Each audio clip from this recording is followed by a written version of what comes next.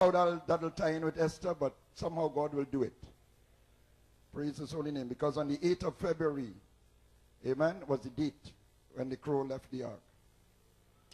Amen. Now, just for some remarks before we get into the message itself, I want to take the meaning of the name Esther. Je veux parler de la signification du nom d'Esther, Hadassah en hébreu. And I'll take the meaning of Hadassah first. The name Le nom Hadassah is derived from the est dérivé du mot hébreu Hadass, qui signifie l'arbre myrte, un myrte. Et ceci vient du rabbin Shmuel Eliezer Edels, qui explique que comme l'homme est comme un arbre des champs, les justes sont appelés des myrtes, semblables à de bons arbres avec une odeur agréable.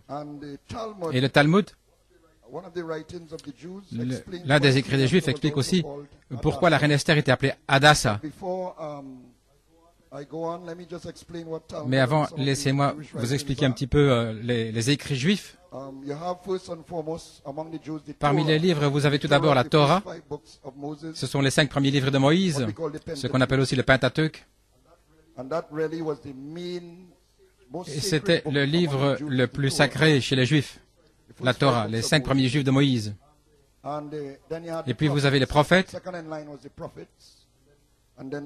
et puis tous les autres livres qui ne sont pas des 5 premiers, ni des prophètes, sont les écrits.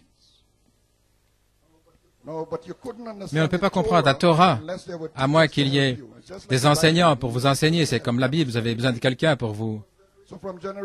Ainsi, de génération en génération, il y avait des docteurs, des enseignants qui venaient, qui se transmettaient de bouche à oreille. Et ces enseignements donc étaient transmis de bouche à oreille. Alors il fut décidé de les écrire parce qu'il y avait des révoltes avec les Grecs qui tuaient les docteurs. Donc ils ont décidé d'écrire ces enseignements sur la Torah avant que ces docteurs ne disparaissent. Et ces écrits, ces enseignements sur la Torah, on les connaît comme étant la Mishnah, des enseignements sur la Torah. Et de temps en temps, nous arrivons au Talmud maintenant. C'est peut-être un peu confus, mais vous allez comprendre clairement. De temps en temps, les rabbins écrivaient des commentaires sur la Mishnah, la Torah, et ces commentaires étaient rassemblés et écrits également. Et c'est connu comme étant le Talmud, donc des commentaires sur la Mishnah et la Torah. Un rassemblement de sermons prêchés par les rabbins. Donc c'est comme des gens derrière la chaire qui prêchaient. Et ceci était aussi rassemblé et ça s'appelle les midrash. Maintenant tout ceci, ça semble être une confusion, mais laissez-moi expliquer. Nous avons la Bible. Et pour nous c'est notre Torah. Nous avons le prophète. Et le prophète vient et il enseigne tant de choses que nous n'avons jamais vues dans la Bible. Et ces enseignements sont dans des brochures et sur des bandes. C'est notre Mishnah, Mishnah Torah. Et même le prophète n'est pas facile à comprendre.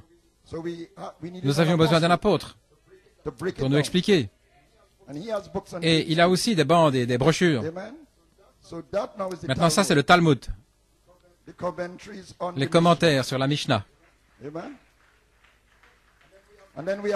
Et puis, nous avons des prédicateurs qui viennent derrière la chaire, qui prennent la Bible, la Torah, les écrits des prophètes, la Mishnah, le Talmud, les commentaires sur ces écrits, et nous prêchons. Et ça, c'est ce qu'on appelle Midrash. Donc, vous allez recevoir une Midrash ce matin.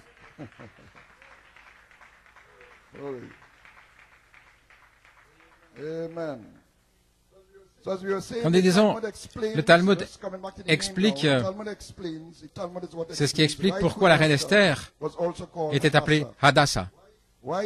Pourquoi était-elle appelée Hadassah? Parce que les justes sont appelés des myrtes. Comme il est déclaré dans Zacharie 1:8, il se tient au milieu des myrtes. On peut lire ça dans Zacharie 1:8. Les justes prophètes, Hanania, Michaël et Azaria, c'est le Talmud. Maintenant, les sages dans les midrash, les sermons, vont un pas plus loin. Tout comme un myrte a une bonne odeur et un goût amer, de même Esther était agréable à écouter, elle était douce pour le juste Mardoché. Mais elle était adversaire ou amère pour le méchant Aman. Le nom Hadassah représente la justice, qui correspond à une sphère céleste, représentant l'infinité de Dieu. Le nom Esther dérive du mot hébreu Hesta. Beaucoup disent que Esther vient de Ishtar, la déesse de Babylone qui est devenue la déesse de Perse. Mais les Hébreux disent que cela vient d'un mot hébreu, Hesta, qui signifie ce qui est caché. Et ça correspond à un plan spirituel représentant la sagesse, la piété cachée, une femme juste, ainsi qui amène la piété dans le monde physique, là où la piété est cachée. Oui, ce monde est un monde qui est caché, olam, un monde matériel. C'est pourquoi ce monde cache, il cache la piété, il cache l'esprit. C'est caché à l'intérieur. Elle le tient à l'intérieur. Ça signifie aussi éternité lorsqu'on l'utilise en conjonction avec quelques mots comme un pays éloigné. Lorsque Elohim fut fait chair avec Michaël et Gabriel et qu'il est venu vers Abraham, ils ont demandé, d'où venez-vous? Ils ont dit, nous venons de loin.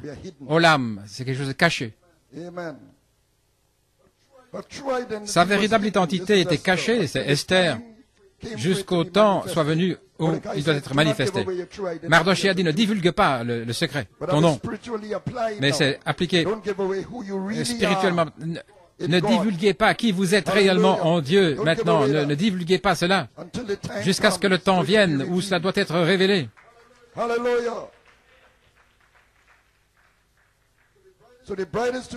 Ainsi, l'épouse doit être la manifestation de tout ce qui est en Christ, parce que Christ est la manifestation de tout ce qui est en Dieu. Et son épouse doit être la manifestation de tout ce qui est en lui. En elle, la divinité est cachée. C'est là comme la parole. L'homme de Genèse 1 est caché dans l'homme de Genèse 2. Le mystère de la piété caché, mais qui doit être révélé, dévoilé. Grand est le mystère de la piété. Dieu était manifesté dans la chair. C'est l'épouse, une partie de la divinité. Mon Dieu!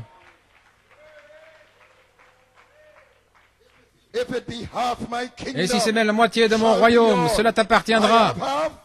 J'ai la moitié, tu as la moitié. C'est la co-égalité. Pas j'ai 3/4 et toi 1/4. Pas j'ai tout et toi un petit peu. Non, vous allez avoir la moitié. Et j'aurai la moitié. La co-égalité. Alléluia.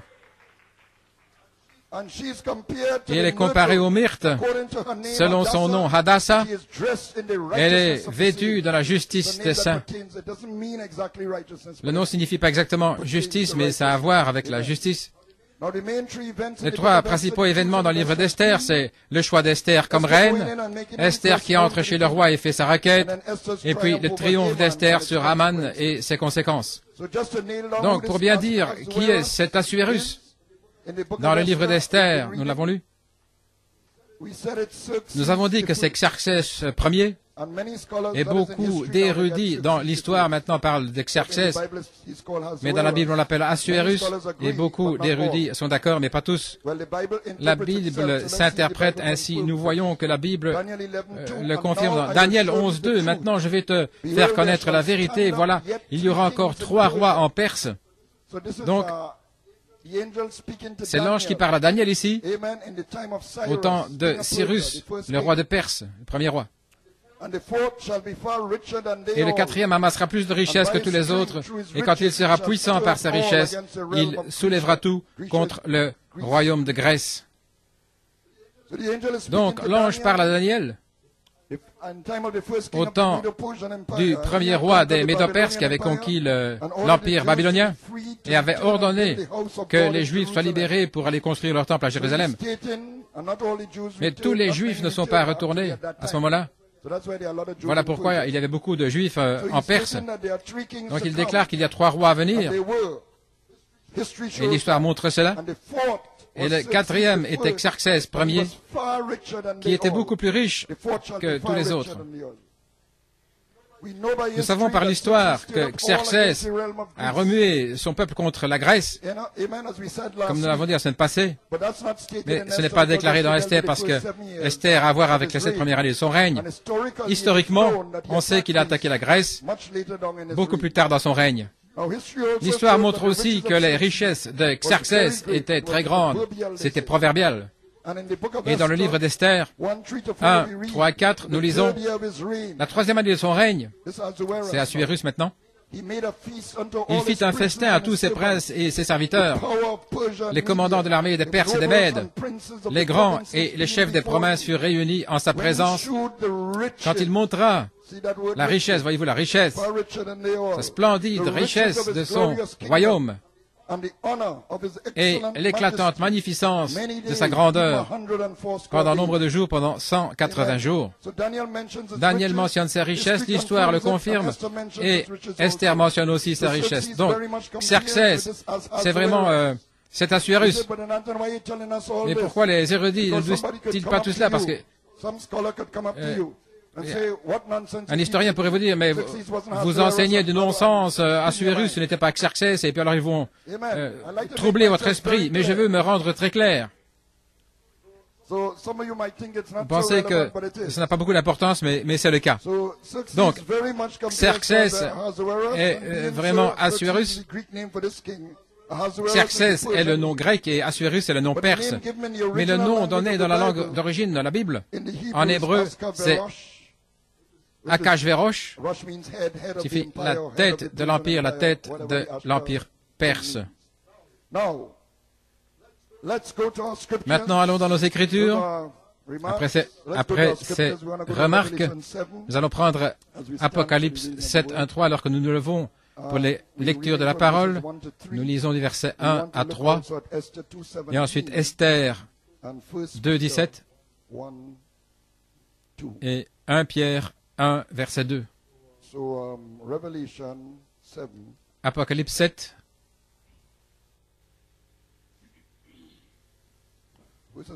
verset 1 à 3. Après cela, je vis 4 anges debout aux 4 coins de la terre. Ils retenaient les 4 vents de la terre, afin qu'ils ne soufflent point de vent sur la terre, ni sur la mer, ni sur aucun arbre. Et j'ai vu un autre ange qui montait du côté du soleil levant, et qui tenait le sceau du Dieu vivant. Il cria d'une voix forte aux 4 anges, à qui il avait été donné de faire du mal à la terre et à la mer. Et il dit, ne faites point de mal à la terre, ni à la mer, ni aux arbres, jusqu'à ce que nous ayons marqué du sceau le front des serviteurs de notre Dieu. Donc le jugement est retenu ici. Disons que le 7e sceau vient avant le 6e, mais le 6e vient quand même avant le 7e. Donc le 6e a été libéré, mais retenu. Et le 7e descend là.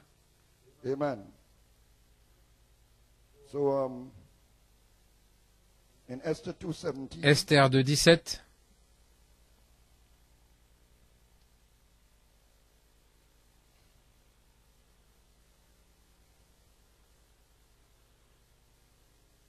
Nous sommes un peuple privilégié et le Seigneur retient le jugement pour nous. Dans Esther 2, le roi aima Esther plus que toutes les autres femmes, et elle obtint grâce et faveur devant lui plus que toutes les autres jeunes filles. Il mit la couronne royale sur sa tête et la fit reine à la place de Vashti. 1 Pierre 1, verset 2. Un verset. Élu selon la préscience de Dieu le Père, par la sanctification de l'Esprit, afin qu'ils deviennent obéissants et qu'ils participent à l'aspersion du sang de Jésus-Christ. Que la grâce et la paix vous soient multipliées. Le Seigneur ajoute la bénédiction à la lecture de sa parole. Pouvez vous asseoir.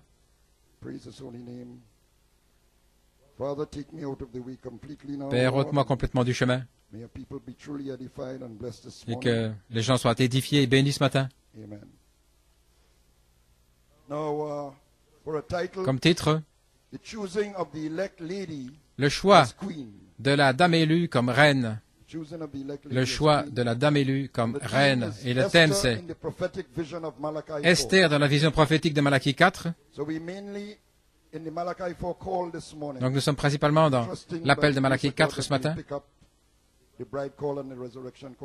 Et la semaine prochaine, dimanche prochain, nous parlerons de l'appel à la résurrection, l'appel de l'épouse. Et l'inspiration, c'est l'apaisement de la colère du roi. Ézéchiel 9 aussi, vous vous souvenez? Le cavalier l'encrier devait sortir pour sceller les gens qui soupirent et gémissent à cause des abominations commises dans la ville. Et puis celui qui vient avec des armes de destruction vient après. Donc le jugement est d'abord retenu pour épargner les justes. Gloire à Dieu. Alors que vous avez étudié maintenant, ce roi avait 7 princes des Mèdes et des Perses qui voyaient toujours sa face alors qu'il était assis sur le trône. C'est dans Esther 1, 14. Il y avait auprès de lui Karshena, Shetar, Admata, Tarsis, Meres, Marsena et Memucan.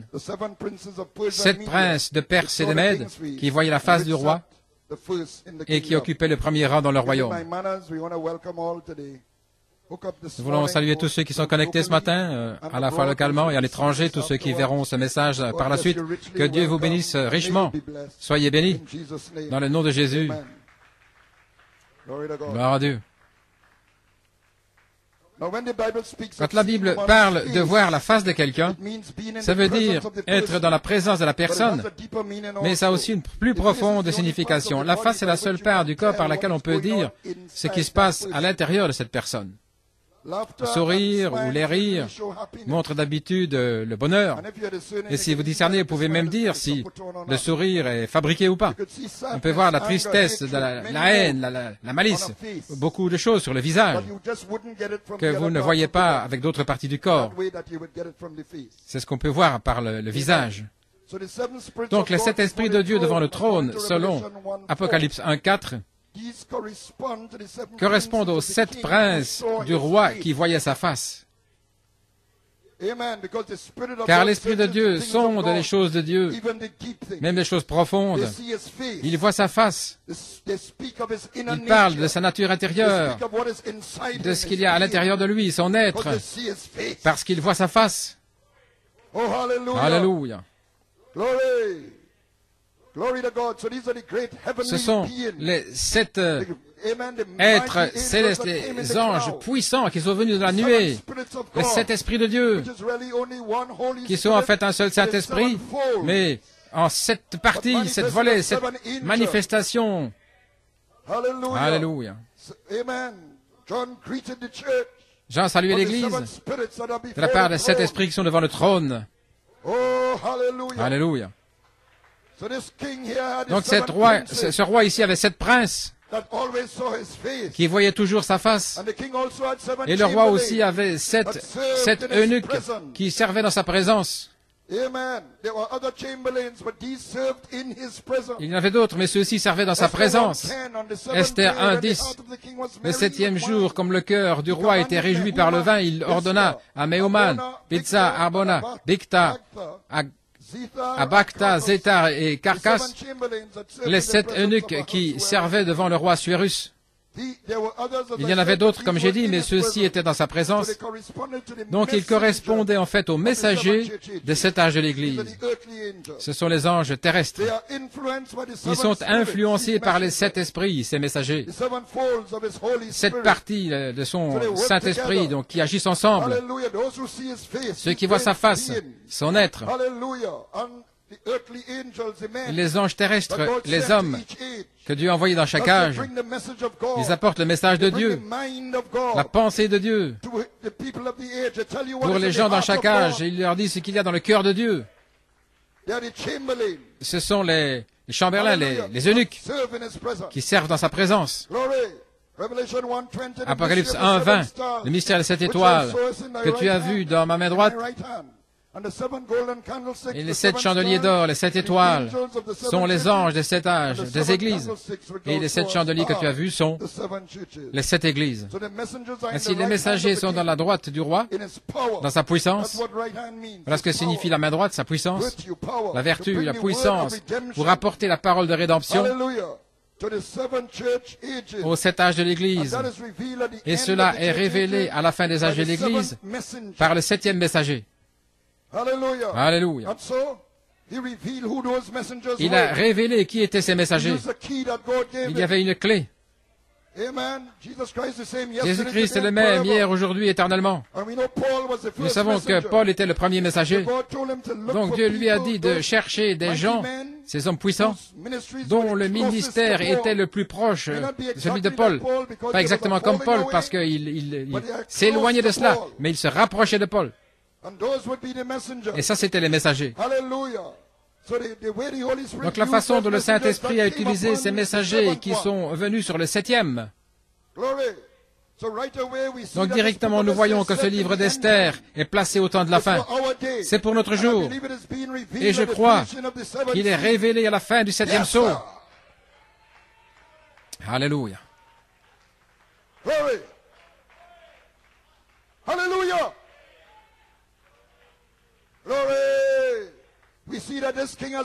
Nous voyons que ce roi a une reine, Vashti. Il a fait sa reine dans le réveil pentecôtiste de 1906, où le roi est venu en personne, la divinité de Jésus-Christ. La Bible dit que Vashti était belle à regarder, donc le roi a une grande fête pentecôtiste pour tous les serviteurs de son royaume. Le réveil de 1906 s'est répandu depuis une étable transformée en église, avec un homme qui louchait comme pasteur, Seymour, et la beauté de sa sainteté, bien que rejetée et moquée, a été vue à travers l'Amérique. On a pu la voir en Angleterre, alors que ça s'est répandu par la prédication de Jeffries, Bosworth, Price, Wigglesworth. Ça s'est répandu jusqu'en Chine et les enfants d'Adulam. On a pu voir à Pune en Inde, comme nous avons entendu la semaine passée. Elle était belle à voir. Elle portait une couronne de vie. À Pune en Inde, ils ont eu ce réveil de 1906. Gloire. Ainsi, le roi était tellement fier d'elle qu'il voulait la montrer lorsqu'il avait ses fêtes dans sa présence, devant les princes et le peuple. Et il a réalisé qu'elle devenait populaire, elle a perdu un petit peu son focus, sa cible, un petit peu dans le monde, des mouvements spirituels, pendant des années et des années. C'était le mouvement pentecôtiste. Les campagnes pour gagner des âmes devenaient des campagnes pour se faire de l'argent. Et nous le voyons clairement aujourd'hui. Ça devenait pour gagner des membres, pour faire du nombre, plutôt que de gagner des âmes.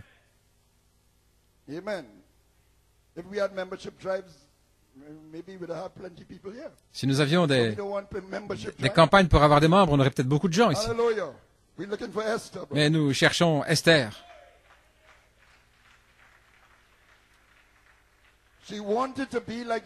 Elle voulait être comme les grandes dénominations. Ainsi, après ce grand réveil de Pentecôte, le roi a fait une fête de 7 jours pour ceux qui étaient dans le palais. Vous me suivez? Parce que vous l'avez lu. Esther 1:5. Lorsque ces jours furent écoulés, le roi fit pour tout le peuple qui se trouvait à Suse, la capitale, depuis le plus grand jusqu'au plus petit, un festin qui dura 7 jours dans la cour du jardin de la maison royale. Et il a eu son 7e eunuque le messager du 7e âge, qui est sorti des champs missionnaires en 1955 pour préparer la fête du roi, de 1956 jusqu'à 63 pendant 7 ans, 7 jours. Et il a préparé la table avec des messages formidables. Parce que sur le champ missionnaire, il ne pouvait pas entrer profondément dans la parole. C'était une multitude mélangée. Mais quand il n'était plus sur le champ missionnaire, il pouvait entrer profondément dans des enseignements, dans son église et le mettre sur bande et l'engranger. Gloire à Dieu. Ainsi, la fête du roi ne peut pas être simplement à l'extérieur, mais ça doit être dans le palais. La nourriture solide. Riche. Il a préparé la table avec la série des Hébreux, la semence du serpent. Il a essayé de lui montrer pourquoi nous ne sommes pas une dénomination. Il a essayé de la faire entrer vers l'adoption, la série sur l'adoption, la série sur l'Apocalypse, la série sur Daniel, la parole parlée, la semence originelle, la restauration de l'arbre épouse et beaucoup d'autres messages. Quelle fête!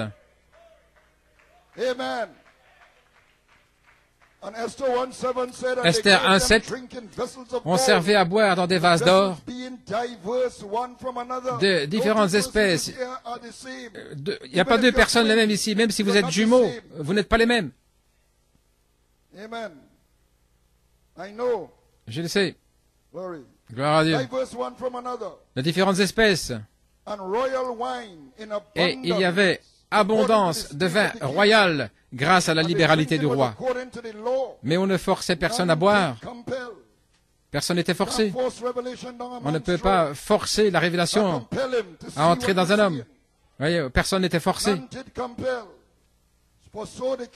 Car le roi avait ordonné à tous les gens de sa maison de se conformer à la volonté de chacun. Donc c'était des vases d'or, des coupes d'or. Mais personne n'était forcé. C'est pas fait ceci, fait cela. Nous devons le désirer. On ne peut pas le forcer. Personne n'était obligé. Il a restauré la première pluie, d'où elle s'était éloignée depuis le temps de la première Église. Il a rectifié les points en suspens, les vérités perdues dans les âges de l'Église. L'esprit qui était sur Paul, Irénée, Martin, Colomba, Luther et Wesley est venu sur William Branham et il a prêché ces messagers dans la série sur l'Apocalypse, les 7 eunuques, les 7 âges. Et le 7e âge a demandé à Vashti de sortir de sa propre fête pour venir à la fête du roi. Il a envoyé son serviteur pour appeler Vashti, sortez de l'Odyssée. Alléluia. Il l'a prophétisé dans Messieurs, est-ce le signe du temps de la fin? À la fin de 62, il a prophétisé de la vision des 7 anges qui allaient venir. La nuée des 7 anges. Venez à la révélation des 7 sceaux. Le roi dans un appel de Malachie 4. Sortez de l'Odyssée. Sortez du milieu d'elle, mon peuple, et soyez séparés. Alléluia. Laissez-moi montrer ta beauté, Vashti, mais ça doit se faire dans ma fête, pas dans ta propre fête. Mais Vashti ne pouvait pas prendre la parole et elle a refusé de venir. Elle ne voulait pas apporter ses dons de langue et de prophétiser soumis à la parole du roi. Encore bien moins amener ses dons de ministère comme des femmes prédicateurs, etc. Elle a dit, vous voulez que j'accepte la semence du serpent et pas de Trinité et tout cela? Gloire à Dieu. Laissez-moi dire quelque chose ici. Le roi naturel de Perse était un être humain. C'est un type. Il ne savait pas que Vashti ne viendrait pas et que finalement il allait choisir Esther pour être reine. Mais notre roi connaît toutes choses. Par préscience, il savait que Vashti allait refuser de venir à la fête du roi des 7 sceaux. Mais étant juste, il lui a quand même donné l'occasion de venir. Et notre roi aussi, par préscience, a choisi Esther pour être reine avant la fondation du monde. Nous sommes choisis en lui avant le commencement. Élu par la préscience de Dieu.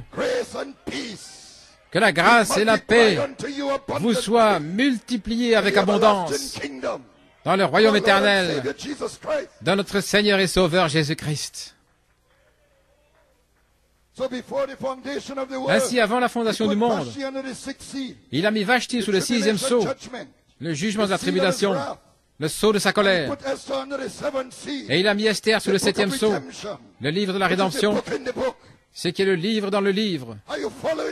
Est-ce que vous me suivez? Êtes-vous avec moi?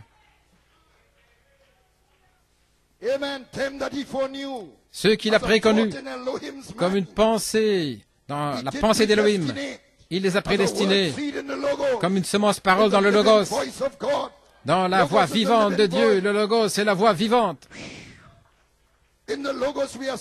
Dans le Logos, nous sommes des semences du germe même et de la vie de Dieu lui-même. Et cette vie, ce caractère était notre nom dans le livre de vie.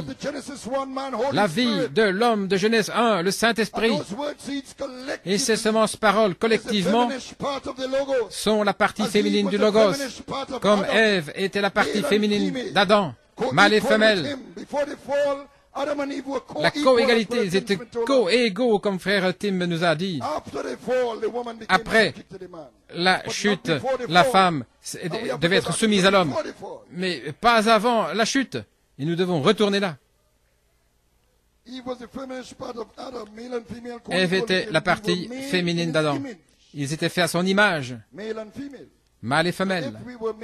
Donc si nous avons été faits à son image, mâle et femelle, alors d'une manière ou l'autre, il doit aussi être mâle et femelle. Parce que d'où vient la partie féminine? Si nous sommes à son image. Si ce n'est pas à son image. D'où cela vient-il?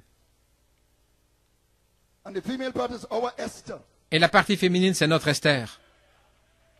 Comme Adam et Ève, par la création, étaient créés pour régner sur la terre, co-égaux avant la chute, comme le roi dit à Esther, tu auras même la moitié de mon royaume.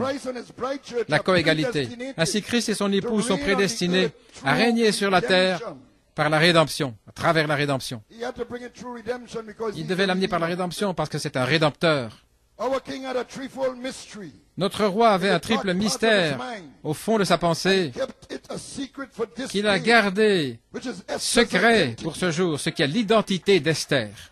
Oh, nous ne pouvions pas prêcher Esther avant maintenant. Alléluia. Et la troisième partie de ce triple mystère en est la perfection. Restaurer le royaume qui est tombé par le premier Adam, là où il marchait dans la fraîcheur du soir pour avoir communion avec eux. 3 est le nombre de la perfection. Donc la troisième partie du mystère, la partie parfaite, qui est rendue parfaite dans cette partie-là. Adam et Ève à nouveau, co-égaux en Éden, ayant la domination.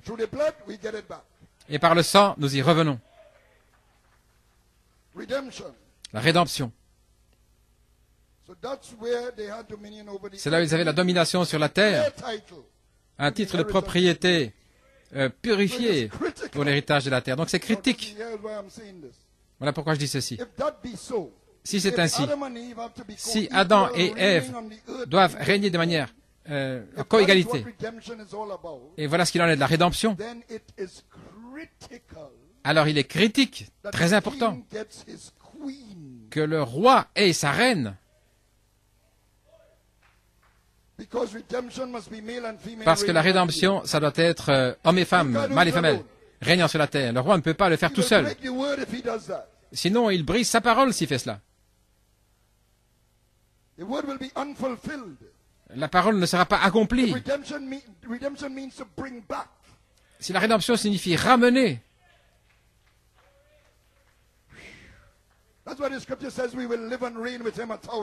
voilà pourquoi la Bible dit que nous allons vivre et régner avec lui 1000 ans.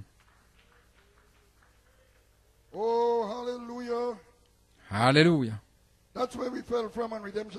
C'est de là que nous sommes tombés et nous devons revenir dans cet état perdu ou cette condition perdue. Blessed be the name of the Lord. I think I'm just kind of, excuse me, I have to get back my notes. Oh, hallelujah.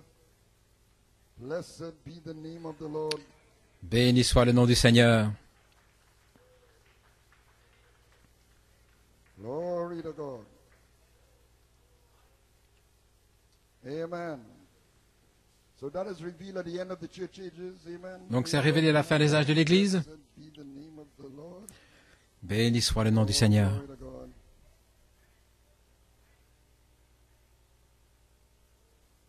I probably should have let you all wait a little longer.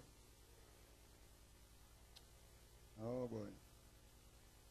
I see what happened. Now the bridegroom has already overcome. L'époux a déjà vaincu all power. et a toute puissance. He is glorified. Il est He glorifié. has a glorified body. Il a un corps So his glorifié. queen must also be a glorified Ainsi, bride. sa reine doit aussi être une épouse glorifiée. So when he leaves his father's throne, Ainsi, quand to il his own quitte le trône de son père pour prendre son propre trône, and that's when he seals, that's what his seals is about. et voilà ce qu'il en est des sceaux, He must get his queen il doit avoir sa reine before he could reign on the earth. avant de pouvoir régner sur la terre. Otherwise, I was saying it would break the scriptures. Autrement, comme je l'ai dit, cela briserait les Écritures. Tout d'abord, il prend le livre, Title deed to the earth. ce qui est le titre de propriété de la terre, That Adam lost. le titre qu'Adam avait perdu et Satan ne pouvait pas s'en saisir.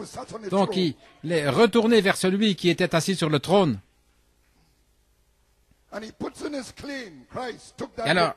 Christ a pris ce livre He puts in his claim on his wife. et il He réclame redeemed sa by femme his blood. qu'il a rachetée par son sang.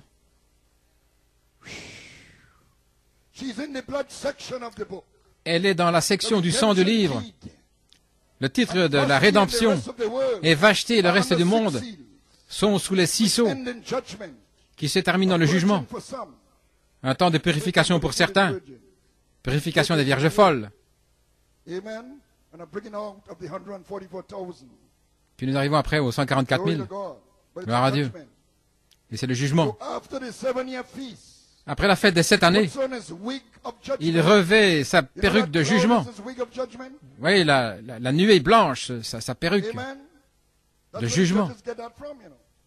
C'est de cela que les Not the other juges way around. It's, le reçoivent. he puts on his wig of judgment. Il revêt sa perruque de Amen. jugement, And he comes down. il descend, Amen.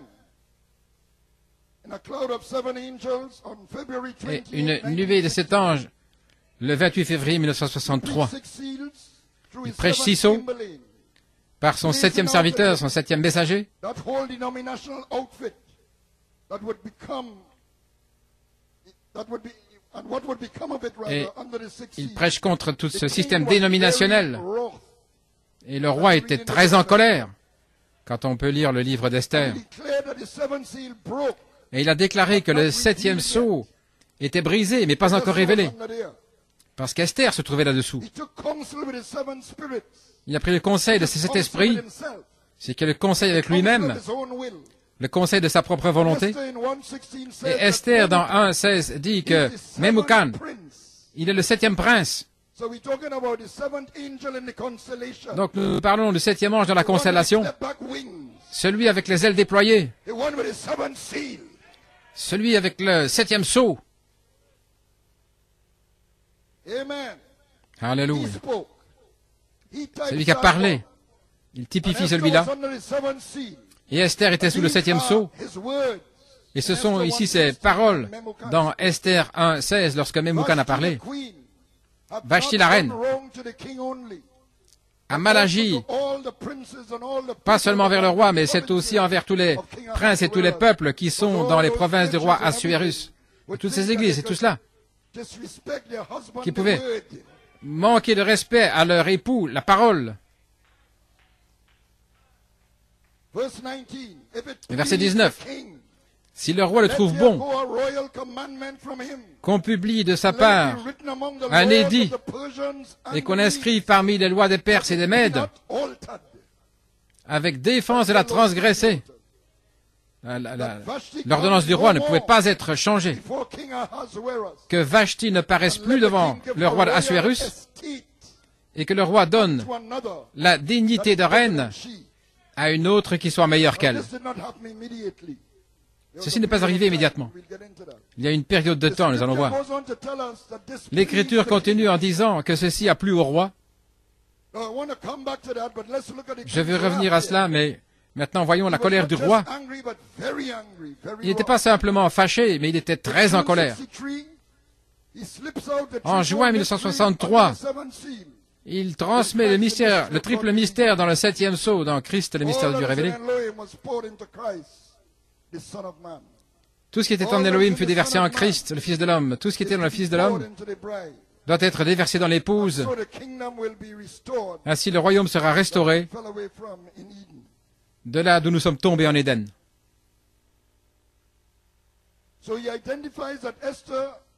Donc, il identifie qu'Esther va venir, et au mois de juillet, il condamne le monde des églises. Et il prêche un message qui s'appelle l'accusation. Et là, il condamne le monde des églises pour avoir crucifié une deuxième fois Jésus-Christ. Ici, le peuple le plus saint. Là, dans le lieu le plus saint. Le peuple le plus saint. Ils ont crucifié d'une mort la plus terrible. Lui, la personne la plus sainte. La parole. En rendant la parole de Dieu sans effet.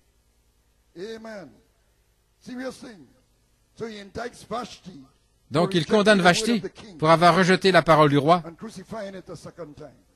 et le fait de l'avoir crucifié une deuxième fois. À la fin de cette accusation, il ordonne à Mardoché. Il ordonne frère Coleman et frère Hunt.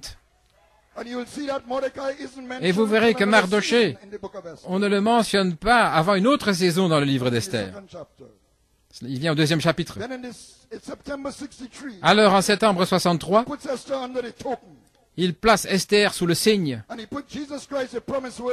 Et il met Jésus-Christ, la parole promise, au tribunal. Après le jugement vient le tribunal. Et quand c'est une accusation, on ne peut pas plaider coupable ou non coupable. Parce qu'il y a une charge contre vous. Est-ce que j'ai raison, frère Sylvester? Il y a une accusation, donc vous ne pouvez pas plaider non coupable. Donc c'est une accusation sérieuse. Donc il a mis Christ au tribunal. Est-ce que Christ n'accomplit pas sa parole? La parole n'est pas si digne de confiance. Des songes et ceci, cela qui ont plus de valeur. Oui. Ils sortent de la parole. Ils mettent leurs songes en premier, leurs expériences en premier, ceci en premier, et cela. Mais la parole, il la laisse de côté. Donc il met Christ là au tribunal. Et les témoins de Christ au travers des âges ont prouvé que la parole promise était véritable. En mars 64, sa colère a presque fait s'enfoncer l'Alaska. Très en colère. Le jugement qui frappe la côte ouest. Le prophète a pris une pierre et un tourbillon. Et il y a eu un tremblement de terre qui a presque fait s'enfoncer l'Alaska en 64. Maintenant, ça répond au tremblement de terre du calvaire. Oh là là.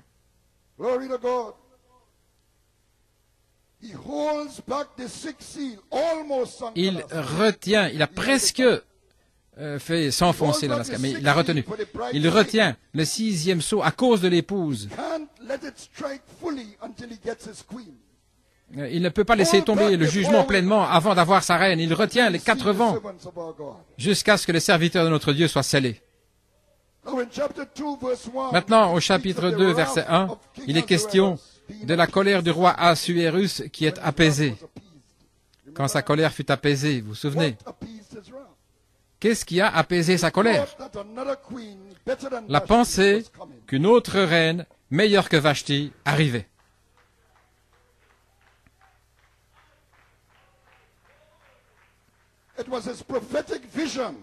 C'était sa vision prophétique d'une épouse à venir.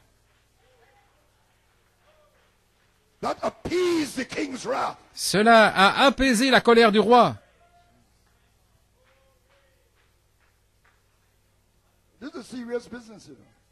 C'est quelque chose de sérieux. Même si vous n'êtes pas d'accord, c'est sérieux, les choses dont je parle.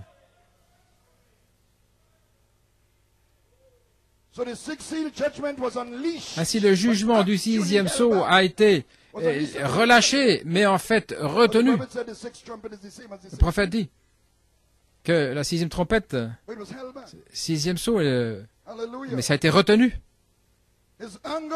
Et sa colère a été apaisée afin qu'Esther puisse venir.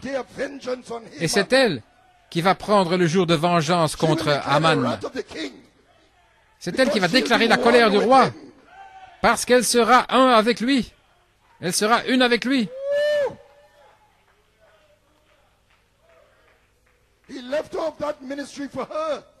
Il a laissé ce ministère-là pour elle.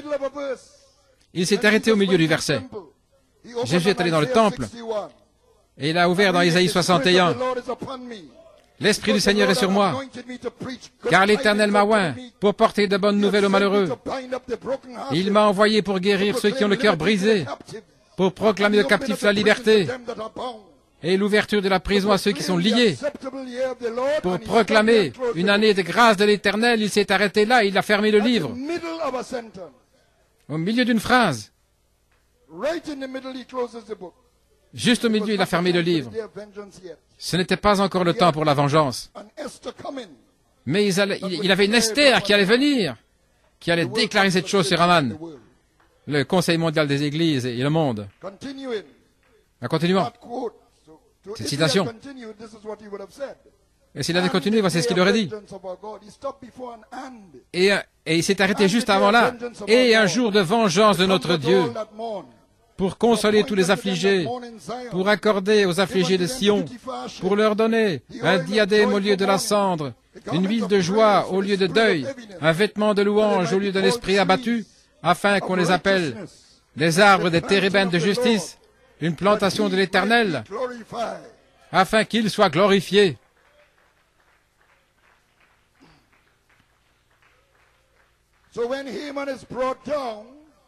Donc quand Haman arrive, alors, la semence royale va être consolée.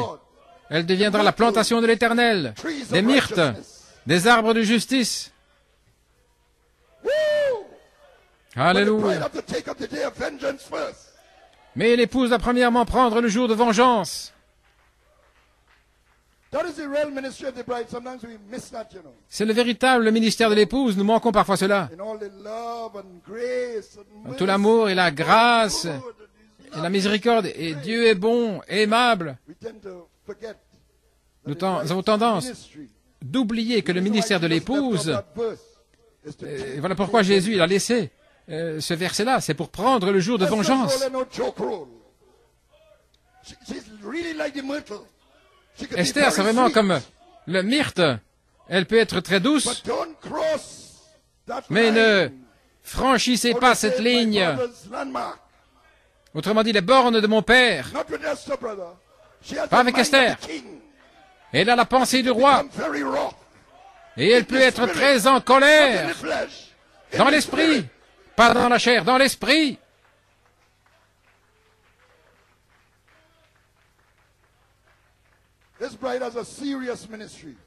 Cette épouse a un ministère très sérieux, très important. Oh Jésus.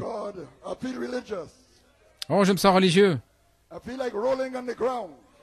J'ai envie de me rouler par terre, de parler en langue, de courir partout. Ainsi, pour l'épouse, ce 6e sceau est retenu.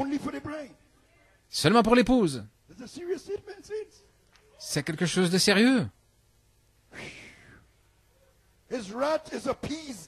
Sa colère est apaisée. Et nous verrons cela plus clairement quand nous parlerons de l'appel de l'épouse la semaine prochaine. En mars 64, il a déclaré que Jésus-Christ était officiellement rejeté. Alors, après l'accusation et le procès, ça pouvait être maintenant une loi, qu'il soit écrit dans la loi, qui ne peut pas être altéré, que Vashti ne puisse plus venir dans la présence du roi. Nous ne parlons pas d'individus, mais de système. Amen. Let the king give her royal estate unto another. Que le roi donne la dignité royale à une autre qui est meilleure qu'elle. C'est quel héritage? La dignité royale. Elle avait un mauvais titre. Autrement dit, que l'état royal de Vashti soit donné à celui que j'ai choisi de donner ce sceau, Christ, le mystère de Dieu révélé. Sous ce sceau. Mais où était Esther tout ce temps? On ne pouvait pas voir l'épouse. Comme le prophète a dit, pas de manifestation pour remuer l'épouse. Il faudra ces 7 tonnerres pour la réveiller. Il n'y avait pas d'épouse à ce moment-là. Pas d'épouse mondiale qu'on pouvait voir. Amen. Elle devait attendre les tonnerres. Que les tonnerres viennent à Suse. Alléluia. Oh my Lord. Seigneur. Joel, I had a tough week to lay out this message. Oh, Joël, j'ai eu un temps difficile pour préparer ce message, mais je me sens bien maintenant.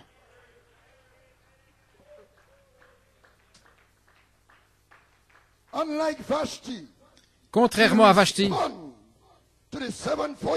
elle répondra aux 7 voix des 7 messagers. N'est-ce pas merveilleux? Mais jusqu'à ce que les tonnerres soient révélés, on ne pouvait pas voir Esther sur la scène, à Suse.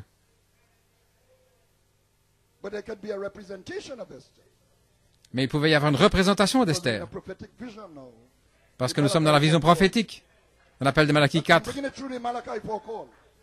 J'apporte ici cet appel de Malachie 4. Si vous regardez attentivement, vous pouvez voir Esther en regardant attentivement. Et un Mardoché en formation, là, des événements à venir, dont on voit l'ombre. Au commencement de 62, 5 planètes se sont alignées dans les cieux. Et le prophète a déclaré que c'était la naissance d'une église dans son enfance. Le prophète a déclaré ce que serait cette église quand il a prêché la stature de l'homme parfait cette même année. Il a dit, cet être, lorsqu'il sera achevé, est l'église de Dieu qui partira dans l'enlèvement. C'est Esther.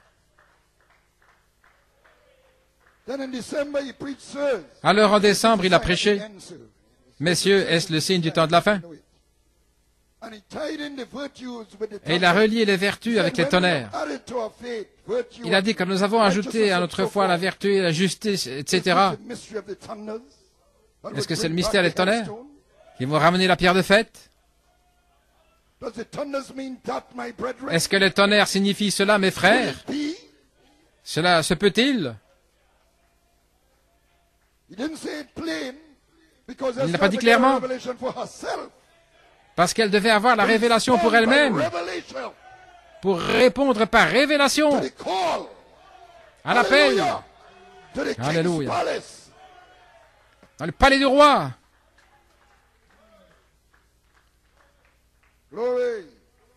Gloire à Dieu. Amen. Yes, sir.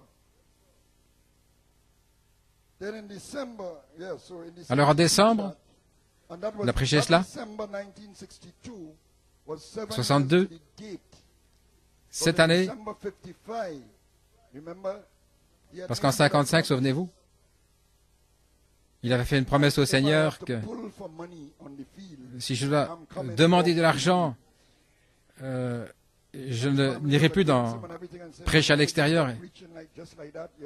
Sa femme lui disait, comment peux-tu t'arrêter de prêcher? Tu dois demander de l'argent. Il a dit, j'ai fait une promesse à Dieu. Alors qu'il parlait à son épouse, il a vu ces deux enfants mexicains qui tiraient une petite charrette, là. Et ça montrait une réunion au Mexique. Il était dans la cuisine et il voit ça qui se passe devant lui. Alors il entre dans la vision profondément. Il entend son épouse pendant un temps. Et puis il entre dans la vision profondément. Et il y a une réunion maintenant qui est annulée. Et il entend vaguement son épouse. Au point il ne l'entendait plus parce qu'il était profond dans la vision. Et il dit, comment est-ce que vous pouvez arrêter la réunion? Il dit, nous avons déjà pris l'offrande. Et le prophète dit, depuis quand l'offrande est-elle plus importante que les âmes pour Christ? Donc c'était l'esprit d'argent qui entrait là, à ce moment-là. Vous savez alors qu'il est allé autour du lac, il y a eu les 3 poules, il devait prendre la truite arc-en-ciel, c'est qu'elle épouse, et le 3e poule la prendra, et puis la vision de la tente. Alléluia. Donc dès qu'il a pris une décision de sortir du champ missionnaire, à ce moment-là, sa femme lui parlait dans la cuisine. Il est entré dans la vision.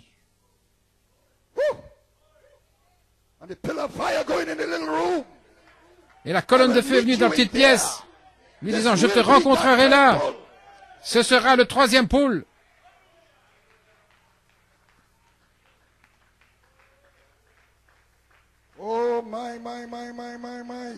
Oh là là.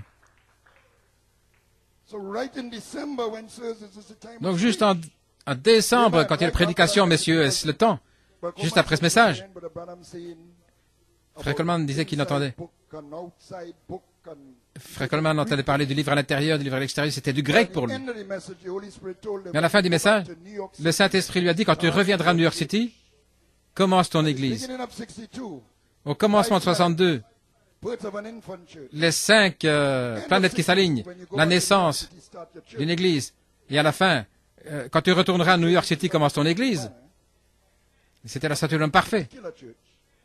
Pas une église particulière, mais il en avait un signe, un signe. Oh là là.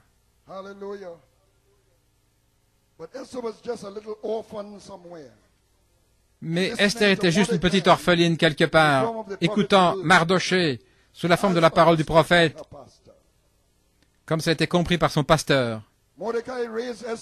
Mardoché avait élevé Esther comme sa propre fille. C'était des cousins, mais c'était comme un grand cousin. Il était employé par le roi. Il travaillait dans le palais. Il était dans le message. Mais il y avait une discrimination contre lui parce qu'il était juif. Discrimination raciale. À la fin du message, il lui a été dit de commencer son église. Et dans les années 50, vous savez que le prophète avait déjà dit, observez New York. Il a dit, prenez bien note de ce que je vous ai dit, il y a quelque chose au sujet de New York. Maintenant, notre roi attendait que le 7e sceau soit identifié avec la venue du Christ. Dans le cri, la première partie de la venue du Seigneur. Bien que le sceau ait été brisé en mars, en octobre-novembre, le prophète disait, le 7e sceau est ouvert, mais pas encore révélé, attendant d'être identifié à la venue de Christ. Et Christ vient dans un cri, une voix et une trompette. Le prophète est celui qui amène le cri. C'est qu'il y a le message. Il attendait que le 7e sceau soit identifié avec le cri. La venue de Christ. C'est qu'il y a le premier volet de sa venue. Et la première partie du 7e sceau, ce sont les tonnerres, nous savons cela. C'est la même chose. Les tonnerres, c'est les cris. Parce que les tonnerres ont fait entendre leur voix et ont donné un message prophétique. Et c'était le cri. Les gens pensent à la dynamique quand les tonnerres font entendre leur voix. Mais les tonnerres font entendre leur voix comme étant l'ouverture de la parole. C'est le message du cri. C'est Jésus-Christ. Le prophète a fait sa part. Dans 2 pôles. Il a restauré la première pluie. Mais en fait, c'était Christ qui a apporté le cri, le faisant sortir des tonnerres. Et en novembre 63, il attendait encore cela. Amen. En mars, Jésus-Christ a officiellement été rejeté. Vashti a refusé de venir. Il pouvait se tourner maintenant vers Esther, avec un cri. Alléluia.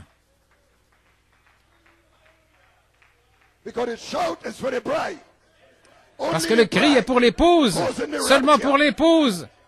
Là, qui va dans l'enlèvement. L'enlèvement, c'est le départ secret de l'épouse. Voici, je viens comme un voleur.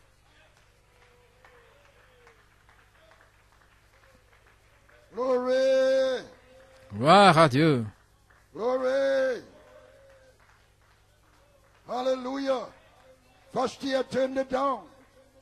Vashti l'avait rejeté.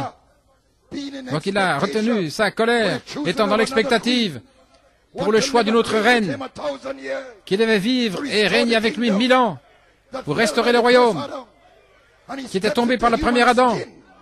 Et il entre dans une peau humaine, comme fils de l'homme, en accord avec Genèse 18. Elohim, dans une peau humaine,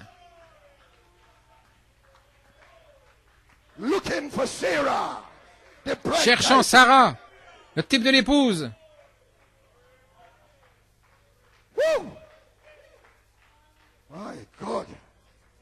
Mon Dieu, j'ai envie de courir au travers d'une troupe. Glory. Hallelujah. Glory to God. Gloire à Dieu. Il cherchait Sarah. Nous voyons qu'il cherche Esther. Il veut se faire connaître à elle. Donc c'est le temps pour le cri. Vous voyez ce qui se passe. Vashti devait le rejeter avant d'aller vers Esther.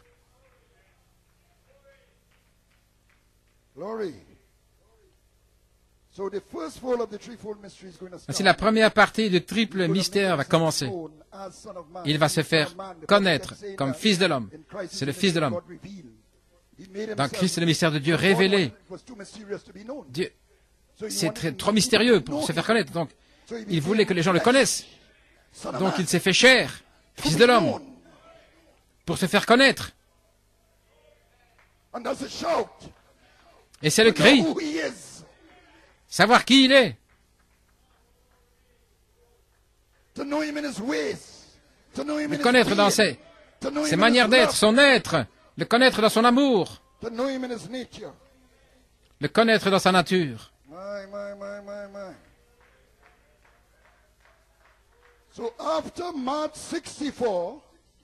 Après Mars 64, toute sa cible est sur l'épouse. Après Mars 64, il est centré sur l'épouse. Regardez. Et j'ai parlé avec frère Fiore. Et il me parlait de cela aussi. Parce que frère Fiore, il était dans ces réunions à ce moment-là.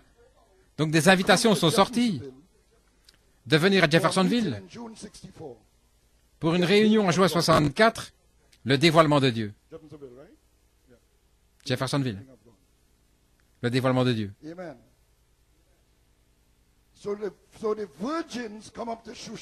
Si les vierges viennent à Suse, pourrait-on dire, et une petite orpheline, Esther, avec son Mardoché, était là. Maintenant, frère Coleman avait saisi que Dieu était dévoilé à ce moment-là, mais il percevait que New York n'avait pas saisi. Qui l'avait fait? C'était un beau message pour beaucoup, Quand je suis venu dans le message, pour moi aussi, je pensais que c'était un beau message. Le dévoilement de Dieu. Oh là là, c'est un beau message. Mais je ne savais pas que Dieu était dévoilé. Mon Dieu. Mais frère Coleman l'avait saisi. Oui, cet esprit de Mardoché est sur lui.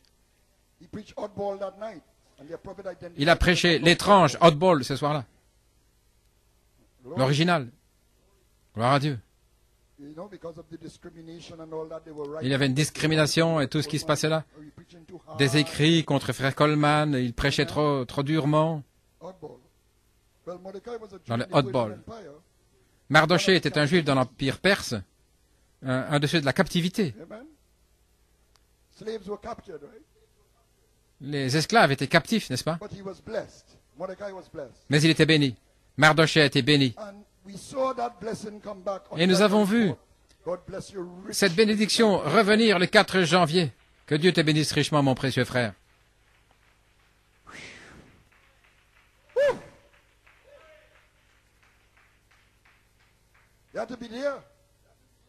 Vous devez être là. Étiez-vous là? Quand ils ont crucifié. Frère Louis, il est bon de te voir.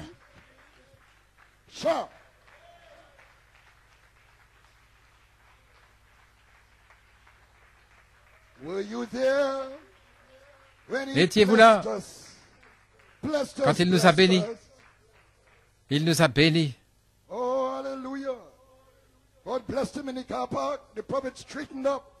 Dieu l'a béni dans le parking, le prophète a redressé ses épaules, il est allé vers lui. Il a dit, frère Coleman, je te cherchais. Que Dieu te bénisse. Et ce que Dieu a béni, personne ne peut maudire. Dieu était dévoilé ce matin-là. Hallelujah. LSCB, you are blessed. Assemblée locale, vous êtes bénis. Some of you looking like you're not sure. Certains semblent ne pas être sûrs. Mais je vous le dis ce matin. God has blessed you. Dieu vous a béni.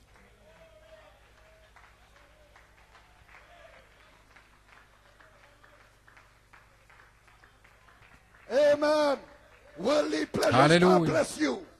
Boyfriend can't bless Les plaisirs you. mondains ne peuvent pas vous bénir. Les petits amis, les petites amies ne peuvent pas vous bénir. Facebook ne peut pas vous bénir. Peu importe ce que c'est. Quels que soient ses plaisirs, ça ne peut pas vous bénir. Seul Dieu, le Dieu vivant, d'où coulent les bénédictions. Et par le dévoilement de Dieu, vous êtes bénis, gloire à Dieu.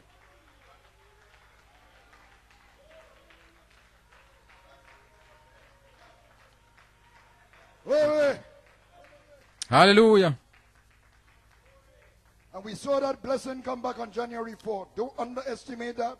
Et nous avons vu cette bénédiction revenir le 4 janvier. Ne sous-estimez pas cela, c'était sous forme de semence à ce moment-là. Au temps du prophète, frère Coleman a pris 2 réunions après le dévoilement et personne n'avait rien compris. Il a pris 2 réunions pour enseigner l'Église ce qui se passait. Et un frère a organisé une réunion à Philadelphie. Et il avait invité le prophète. Et New York en a entendu parler et ils sont allés aussi le 29 juin. C'était une centaine de personnes. C'était pas une grande réunion, mais c'était le tour d'Esther, d'entrer dans la présence du roi. Esther par représentation. Et le message était de la même inspiration. Venez au dévoilement du Dieu puissant devant nous. C'était adressé directement à Esther. Venez au dévoilement du Dieu puissant. C'est comme cela qu'il appelait Esther. Il y avait une centaine de personnes, il y en a qui dormaient. Mais Dieu était en train d'être dévoilé. Et New York poussait des cris. Parce qu'ils avaient reconnu que Dieu était dévoilé. Parce qu'ils avaient entendu ce que Mardoché avait à dire. Alléluia. Quand ils sont entrés là, ils ont reconnu la semence parole. C'est le message du roi. Et il est là, en train d'être dévoilé, maintenant même. Et le roi, dans cette chair du Kentucky, s'est tourné vers eux. Je suis identifié avec ce groupe qui sait, qui connaît l'Esprit de Dieu, qui sait qu'il est dévoilé.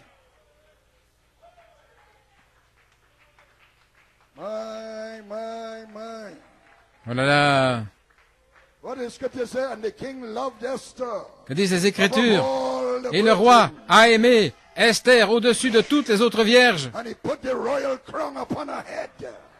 Et il a mis la couronne royale sur sa tête. Et il a eu une fête. La fête d'Esther. Alléluia.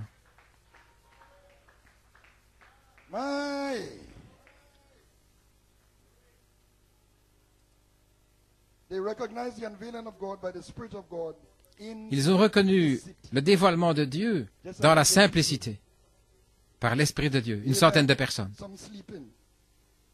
Certains dormaient. Vous voyez comment Dieu fait les choses? Reconnaître. Si vous ne reconnaissez pas, vous ne pouvez pas avoir la foi. Vous pensez simplement, eh bien, vous ne pouvez pas avoir la foi. Mais si vous pouvez voir, au-delà du voile, au-delà de la simplicité, ce que Dieu est en train de faire, alors vous pouvez avoir la foi. Parce que la foi, c'est entendre, reconnaître la voix de Dieu. Le roi a dit qu'elle me plaît, car sans la foi, il est impossible de me plaire. Et la foi est au temps présent. Oh là là, ce myrte Hadassa, elle avait un goût amer dans la bouche à cause de son passé malheureux. Mais ce jour-là, elle a reçu un goût qui était doux, une bonne odeur. Sa foi avait reconnu ce que Dieu faisait au temps présent. La foi est maintenant. Elle n'est pas collée au passé comme en 2011 ou quelque chose comme cela, ou en se demandant ce que Dieu va faire dans le futur. Mais la foi, qu'est-ce que Dieu est en train de faire maintenant même, alors que vous êtes assis là? Qu'est-ce que Dieu est en train de faire maintenant même? Voilà où se trouve la foi. La foi est toujours au temps présent. Par la simplicité, on peut le manquer. En cherchant de grandes choses. Quand j'ai entendu parler des tonnerres dans le message, quand j'entendais le tonnerre, je me demandais si c'était le tonnerre qui retentissait, Dieu qui retentit. Je m'attendais à quelque chose de grand. Quand les tonnerres étaient venus comme les vertus, la semence en moi a tenu ferme à cela. Je ne comprenais même pas. Mais quelque chose résonnait. Je savais que c'était la vérité. Mais pour d'autres, c'était trop simple. Les vertus, oh là là. Ils ont méprisé les faibles commencements. Donc elle me plaît par sa foi au temps présent. Gloire à Dieu. Sa foi reconnaissait ce que Dieu faisait au temps présent. Et voilà où elle était. Venez au dévoilement du Dieu puissant devant nous. La capacité de reconnaître Dieu au temps présent est un signe d'élection. Quand le nom nouveau est prêché, elle le reconnaît. Quand la page 304 est prêchée, elle réclame cela. Quand la note clé est frappée, elle embrasse cela. Quand on lui dit qui elle est, une partie du roi, une partie de la divinité, elle l'accepte. Elle ne le combat pas. Elle prie à ce sujet jusqu'à ce que ça touche le but. Alléluia. Quand le sceptre de la vertu lui est tendu, elle le touche par la foi.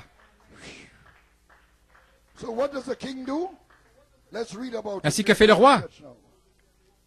Lisons. Esther fut conduite près du roi Assuérus dans sa maison royale. Ce n'est pas dans le palais ici. Le palais, c'est là où touchait le sceptre. Mais ceci, nous sommes maintenant dans la maison royale.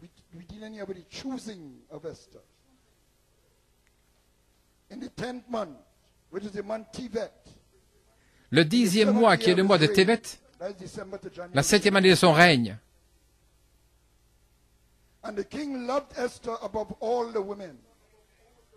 Et le roi aima Esther plus que toutes les autres femmes. Et elle obtint grâce et faveur devant lui, plus que toutes les vierges. C'est la grâce avec G majuscule. Et il mit la couronne royale sur sa tête. Lorsque la bénédiction est venue, Jacob grâce, Joseph perfection. La couronne de vie. Et il la fit reine à la place de Vashti. Le roi donna un grand festin à tous ses princes et ses serviteurs, la fête d'Esther. Et il donna du repos aux provinces et fit des présents avec une libéralité royale. Quelle était la fête d'Esther? Je vais terminer. Le chef-d'œuvre, la demeure future, mariage et divorce, clarifiant le titre de propriété que Vashti avait tout emmêlé depuis le conseil de Nicée. L'union invisible, qui est ce Melchisédek, les mois du temps de la fin, les choses qui doivent être, l'enlèvement, la communion, et tant d'autres étaient au menu. Depuis juin 64, c'était les tonnerres faisant entendre leur voix et faisant un festin à Esther.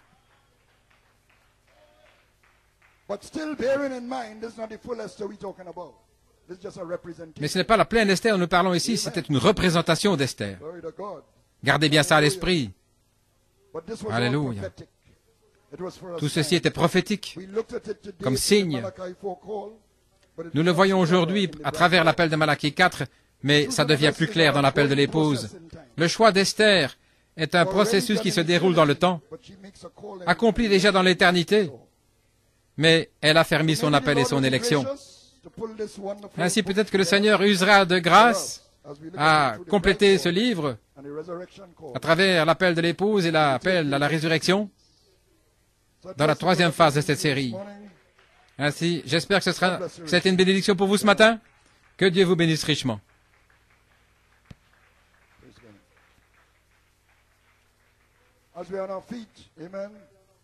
Alors que nous sommes debout,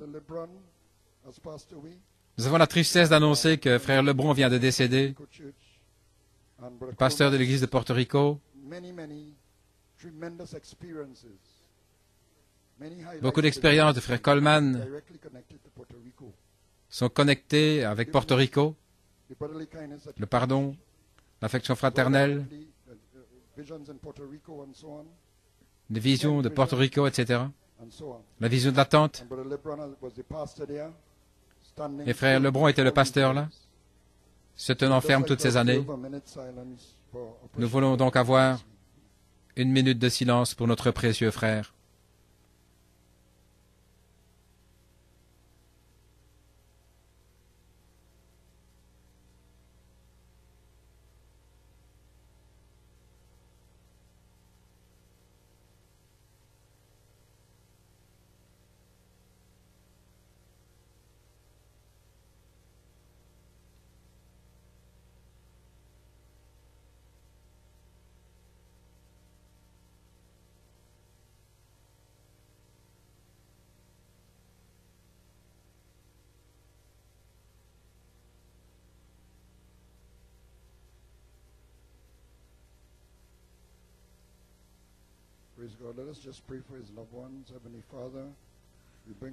Prions pour ses bien-aimés. Père bien-aimé, nous apportons devant toi son épouse, les bien-aimés, dans ce temps de deuil, à la perte d'un précieux soldat. Père béni,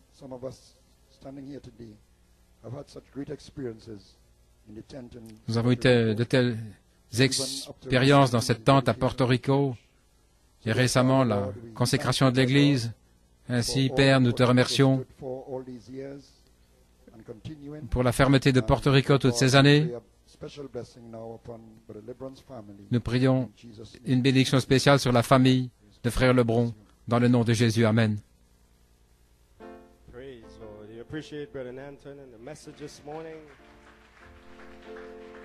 Oh, he chose me. He chose me out of all that he could have choose. Oh, he chose me. He chose me. And he can use me till he used me up. Sing it again. Oh, he chose me. He chose me out of all that he could have choose. Oh, he chose me. He chose me, and he can use me till he used me up.